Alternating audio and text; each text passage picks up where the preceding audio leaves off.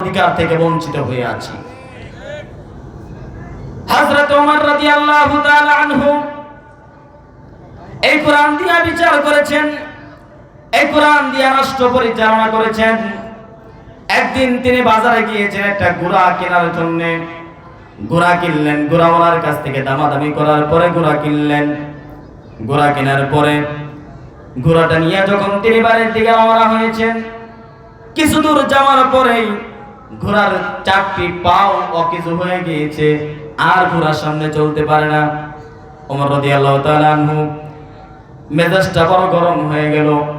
ওই বিক্রেতার কাছে গিয়ে বলল, তুমি আমাকে কেমন ঘোড়া দিয়েছো? ঘোড়াটা একেবারে অকেজো, আমি এই ঘোড়া নেব না। তোমার ঘোড়া তুমি ফেরত নিয়ে যাও, আর আমার টাকাটা আমাকে ফেরত দিয়ে দাও।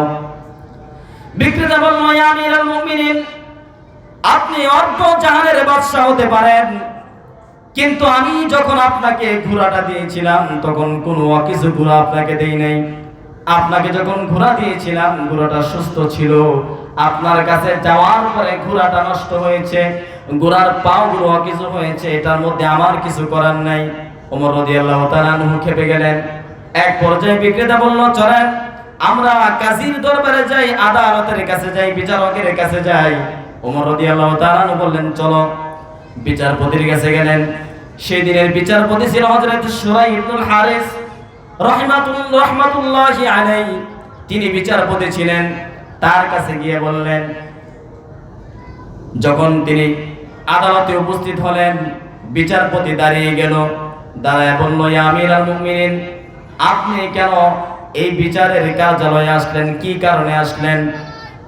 ওমর রাদিয়াল্লাহু তাআলা বলেন, আমি আপনার কাছে একটা ন্যায়সঙ্গত বিচারের ফয়সালা আপনি দিবেন এই আশা নিয়ে আপনার কাছে এসেছি। ওমর রাদিয়াল্লাহু তাআলা বললেন, আমি টাকা দিয়া তার কাছ থেকে এই ঘোড়াটা কিনলাম। ঘোড়া কেনার পরে আমি যখন ঘোড়াটা আমার কাছে আসলো, আমি কয়েক মাইল অতিক্রান্ত হওয়ার আগেই ঘোড়ার পা সবগুলো অকেজো হয়ে গেল। এই ঘোড়াটা যখন আমি তার কাছে ফেরত দিতে চাই, বিক্রেতা আমার ঘোড়াকে ফেরত দিতে চায় না, আমার টাকাও আমাকে ফেরত দিতে চায় না। এই কথা শোনার পরে কাজী বলল, ইয়া খলিফাতুল মুসলিমিন, শুধু আপনার কথা শুনে তো বিচার করা সম্ভব না, বিক্রেতার কথাও শুনতে হবে। বিক্রেতাও তার বক্তব্য দিল।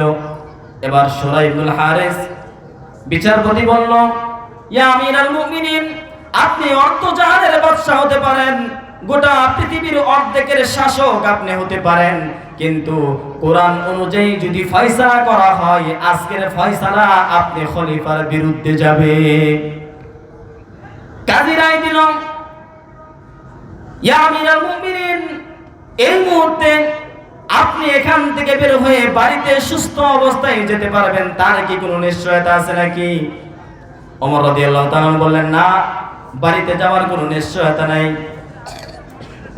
এবার বিচারপতি বললেন, ইয়া আমিরুল মুমিনিন, ঘোড়াটা আপনার কাছে যখন দেওয়া হয়েছিল তখন সুস্থ সবল অবস্থায় দেওয়া হয়েছিল, যেখানে আপনার সুস্থতার কোনো গ্যারান্টি নাই। ঘোড়াটা আপনার কাছে গিয়ে অসুস্থ হয়ে যাবে, এটারও কোনো গ্যারান্টি নাই, হতেই পারে। সুতরাং এই ঘোড়া ফেরত দেওয়ার কোনো সুযোগ নাই, তার কাছ থেকে টাকাও ফেরত নেওয়ার কোনো সুযোগ নাই। ওমর রাদিয়াল্লাহু তাআলা কোনো কথা বললেন না। বিচারের কার্যালয় থেকে বের হয়ে আসলেন। বাইরে আসার পরে মজলিসে শুরার মধ্যে সকলকে নিয়ে পরামর্শ করলেন, আমার দেশের মধ্যে আমি এমন একটা ন্যায়পরায়ণ ইনসাফগার একজন বিচারপতি পেয়েছি, তার বিচারে আমি খুব সন্তুষ্ট হয়েছি। বিচারপতি তো এমন হওয়া দরকার যে বিচারপতি সাধারণ বিচারপতি ছিল, তোমাদের সামনে ঘোষণা করে দিলাম, আজ থেকে সে রাষ্ট্রের প্রধান বিচারপতির দায়িত্ব পালন করবে। সুবহানাল্লাহ বলবেন না? এই ছিল কোরআন অনুযায়ী শাসন। আজকে আমাদের সমাজের মধ্যে যদি প্রধানমন্ত্রীর বিরুদ্ধে গিয়ে কেউ কয় আপনার পক্ষে রায় যাবে না, তাহলে বিচারপতিকে মানসিক রোগী বইলা বাংলাদেশ থেকে আউদাউ করে দিবে, ঠিক কিনা? বিচার বিরুদ্ধে গেলেই বিচারপতির মাথা নষ্ট, অথবা তিনি মানসিক অসুস্থ, তারপরে তারা গুম হয়ে যাবে। এই সমাজের মধ্যে যদি কোরআন দিয়া রাষ্ট্র পরিচালনা হতো, এই দেশের মধ্যে নির্দোষ কোন ওলামায়ে কেরামকে জেলখানায় বন্দী কেউ করতে পারতো না। ওলামায়ে কেরামদেরকে জেলখানায় বন্দী করে যারা কলমের খোঁচা দিয়া বাংলাদেশের লক্ষ লক্ষ কোটি কোটি টাকা বাংলাদেশ থেকে বাহিরে প্রচার করেছে, তারা বাহিরে বুক ফেরায়া ঘুরতে পারতো না। কোরআন বাস্তবায়ন হয় না বলেই এই দেশের মধ্যে আজকে এই অবস্থা তৈরি হয়েছে। এই কোরআন অনুযায়ী রাষ্ট্র পরিচালনা করতে হলে কোরআনের ধারক বাহক যারা আছে তাদেরকে ক্ষমতার মসনদে বসাতে হবে। রাজি আছেন? সবাই রাজি আছেন? আগামীর সংসদ হবে কোরআনের সংসদ। আগামীর বাংলাদেশ হবে ইসলামী রাষ্ট্র। যারা ইসলামের বিরোধিতা করবে, ইসলামকে নিয়ে কটূক্তি করবে, বিগত সরকার ইসলামকে নিয়ে কটূক্তি করার কারণে, ওলামায়ে কেরামের বিরোধিতা করার কারণে দেশ থেকে যেভাবে পালাতে হয়েছে, ভবিষ্যতেও যারা কোরআনের বিরোধিতা করার এমন দুঃসাহস দেখাবে তাদেরকেও বাংলাদেশ থেকে পালিয়ে যেতে হবে। এই জন্য কোরআনের বিরোধিতা যারা করবেন প্রস্তুত হয়ে থাকেন আবু জাহেল, উতবা, সাইবার পরিণতির শিকার হতে হবে। আজকে কোরআনের আওয়াজ ভালো লাগে না, কোরআনের কথা ভালো লাগে না, মসজিদের আজানের আওয়াজ তাদের কাছে ভালো লাগে না। আমি আপনাদের কাছে বলতে চাই, রেল স্টেশনের পাশে ট্রেন চলে যে রাস্তার তার পাশেই আপনার বাড়ি। আপনি প্রতিদিন রাতের বেলা ট্রেন আসার ট্রেনের সাইরেনে তার আওয়াজে আপনার ঘুম ভেঙে যায়। আপনি সকালবেলা একটা লাঠি নিয়ে ট্রেন রাস্তার মধ্যে দাঁড়ায় গেলেন। আজকে ট্রেন আসলে ট্রেনের অবস্থা 12টা বাজায় দিব। বলেন তো দেখি, আপনি যে দাঁড়াইলেন, ট্রেনের গতি থামবে নাকি আপনার জীবনের গতি থামবে? জীবনের গতি থামবে। ট্রেন লাঠি দিয়ে আটকানো যায় না। ইসলাম হলো এমন একটা গাড়ি যা আল্লাহ পাকের পক্ষ থেকে চলা শুরু হয়েছে। যারা এই গাড়ির বিরোধিতা করবে, গাড়ির নিচে চাপা পড়ে শেষ হয়ে যাবে। কোরআন নামক গাড়িটা জান্নাত পর্যন্ত পৌঁছে যাবে, কেউ ঠেকাতে পারবে না। আল্লাহ তাআলা বলেন, ইউরিদুনা লিইউতফিউ নূরাল্লাহি বিআফওয়াহিহিম ওয়াল্লাহু মুতিম্মু নূরিহি ওয়ালাউ কারিহাল কাফিরুন। আল্লাহ তাআলা বলেন, কোরআন এটা আমার নূর, কোরআন এটা আমার প্রজ্বলিত নূর। এই নূরকে কাফের, মুশরিক, নাস্তিক, কোরআন বিরোধী অপশক্তিরা ফু দিয়ে নিভিয়ে দিতে চায়, কিন্তু তারা নিভাতে পারবে না।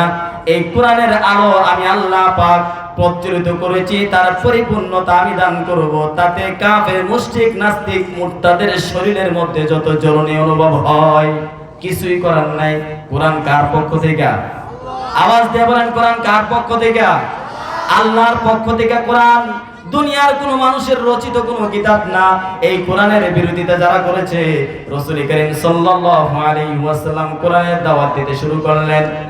আবু জাহেল এসে হজের মৌসুমে মানুষদেরকে বললেন, আমার দেশের মধ্যে একটা পাগল, তার কাছে তোমরা কেউ যাবে না, তার কথাও শুনবে না। সে একটা জাদুকর, জাদুকরি কথা বলে তোমাদেরকে বশ করে ফেলবে। মানুষগুলোর মনের মধ্যে চিন্তা জাগলো, অতীতে তো অনেক সময় হজের মৌসুমে হজ করার জন্য আসি, আর এই দেশের নেতাদেরকেও আমরা খুব ভালো করে চিনি। আজকে হঠাৎ করে নেতারা কেন পাগলের বিরুদ্ধে লাগলো? আসলেই মনে হয় পাগলটা সাধারণ কোনো পাগল না, যার বিরুদ্ধে রাষ্ট্রীয় পর্যায়ের নেতারা নেমেছে। এখন মানুষের মনের মধ্যে পাগল দেখার আগ্রহ তৈরি হলো। তারা পাগল দেখার জন্য গেল। যাওয়ার পরে দেখতে পেলেন এত সুন্দর চেহারা, এত সুন্দর দেখতে, আকাশের পূর্ণিমার চাঁদ তার মধ্যে স্পট রয়েছে, কিন্তু যে মানুষটাকে পাগল বলা হচ্ছে তার মুখের মধ্যে, তার নুরানির মধ্যে কোনো স্পট নাই। মানুষগুলো দেখলেন, কানের আঙ্গুল খুললেন, তোলাটাও খুলে ফেললেন। এখন তারা চিন্তা করলো এই পাগলটা কি বলে একটা শোনা দরকার। সবাই শুনতে লাগলেন আল্লাহর নবী তার সুমধুর কণ্ঠে কোরআনে কারীমের তেলাওয়াত শুরু করে দিল। যখন রাসূলের কোরআনে কারীমের তেলাওয়াত তাদের কানের ভিতরে ঢুকলো, তাদের কলিজা পর্যন্ত স্পর্শ করলো, মানুষগুলো ঘোষণা করে দিল, এত সুন্দর মানুষ কখনো পাগল হতে পারে না, এত সুন্দর মানুষ কখনো পাগল হতে পারে না। আর তিনি যা বলছে তা দুনিয়ার কোনো মানুষের রচিত নয়, নিঃসন্দেহে তিনি আল্লাহ পাকের রাসূল, যা বলছে আল্লাহ পাকের বাণী। আর দেরি করা যাবে না, সবাই কালিমা পড়ল, লা ইলাহা ইল্লাল্লাহ মুহাম্মাদুর রাসূলুল্লাহ। কালিমা পড়ে মুসলমান হয়ে গিয়েছে।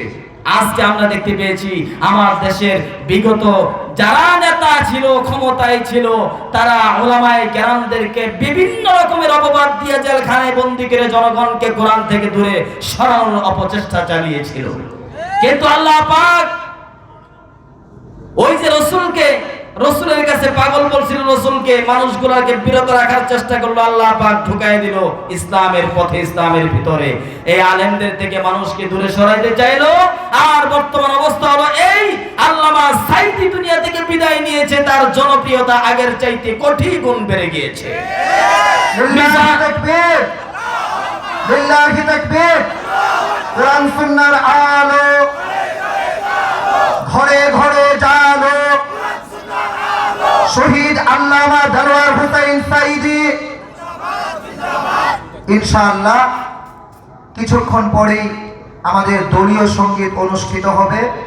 ওয়াজ নসিহতের মধ্য দিয়ে আলহামদুলিল্লাহ অনেক ইসলামী সাংস্কৃতিক কর্মী উপস্থিত হয়েছেন। হযরত তার আলোচনা সমাপনের পরেই আজকে সম্মানিত প্রধান অতিথি মহোদয় জনাব ডক্টর মোহাম্মদ জাহাঙ্গীর আলম সাহেব, আমির বাংলাদেশ জামাত ইসলামী গাজীপুর জেলা শাখা, ইতিমধ্যে তিনি উপস্থিত হয়েছেন। তার একজন আত্মীয় ইন্তেকাল করেছেন, রব্বে করিম তার আত্মীয়কে মাগফিরাত আমরা সকলে কামনা করছি, তার আত্মীয়র জন্য জান্নাতুল ফেরদাউসের সর্বোচ্চ মাকাম কামনা করছি। সকলে পড়ছি আল্লাহুম্মা আমিন।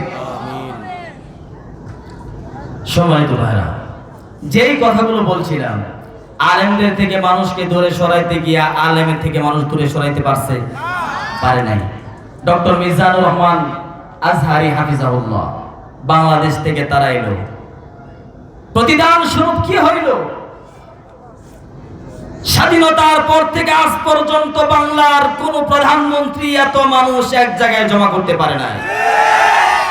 কোটি কোটি মানুষদের হৃদয়ের স্পন্দন মিজানুর রহমান আজহারিকে বাংলাদেশ থেকে তাড়ানোর পরে বাংলাদেশের মানুষ তাকে ফুল দিয়া বরণ করেছে। তার এক এক মাহফিলে 20 লক্ষ 25 লক্ষ মানুষ জমায়েত হচ্ছে।